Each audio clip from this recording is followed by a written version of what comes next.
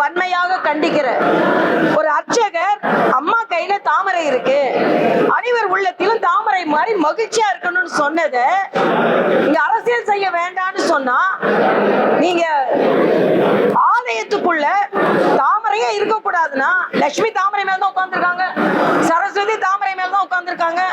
ஆக தாமரையை பற்றி பேசுபவர்கள் ஆலயை விட்டு வெளியேறுங்கள்னு சொன்னா, முதல்ல அறநிலையத்துறையை விட்டு சேகர் பாபு வெளியேறட்டும் நான் சொல்றேன். என்ன பேச்சு? ஒரு குளத்துல தாமரை பண்ண அரண்டுறாங்க. அங்க ஒரு பார்க்க சரி செய்தாங்க, அதுல தெரியாம ஒரு அதிகாரி தாமரை போட்டாரு. குளத்துல தாமரை போட்டோன்னு இவருக்கு நடுநடுங்க வந்துருச்சு. அதே மாதிரி கோயில்ல தாமரை போட்டோன்னு அதுக்கு அரண்டு போறாரு. ஆக தாமரையை பார்த்து அரசியல்ல மட்டும் இல்ல ஆன்மீகத்திலே அரண்டு போறாங்கன்னா, நீங்க தாமரை தவிர்த்து ஆன்மீகம் கிடையாது, தாமரையை தவிர்த்து அரசியலும் கிடையாது.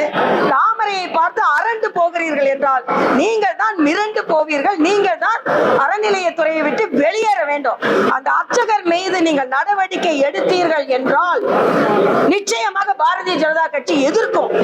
ஏனென்றால் அவர் ஒன்றும் தப்பா சொல்லலையே, சின்னத்துல போடுன்னு சொன்ன. நான் கேட்கிறேன், பல சிறுபான்மை வழிபாட்டு மன்றங்களில், வழிபாட்டு இடங்களில் தேர்தலுக்கு முன்னால இவங்களுக்கு தான் ஓட்டு போடணும்னு தீர்மானமா சொல்றாங்க. அதை என்னைக்கான எதிர்த்தீங்களா?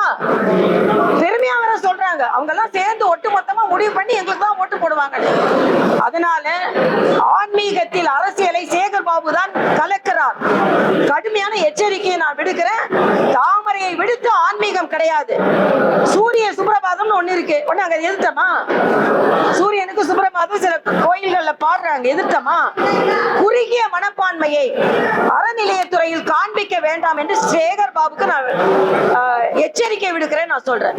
செய்திகளை உடனுக்குடன் தெரிந்து கொள்ள கீழ்கண்ட கேபிள் மற்றும் டிடிஹெச் நெட்வொர்க்குகளில் எம்நாடு செய்தி தொலைக்காட்சியை காணுங்கள். பாதகம் செய்பவரை கண்டால் நாம் பயம் கொள்ளலாகாது பாப்பா. மோதி மிதித்துவிடு பாப்பா, அவர் முகத்தில் உமிழ்ந்து விடு பாப்பா.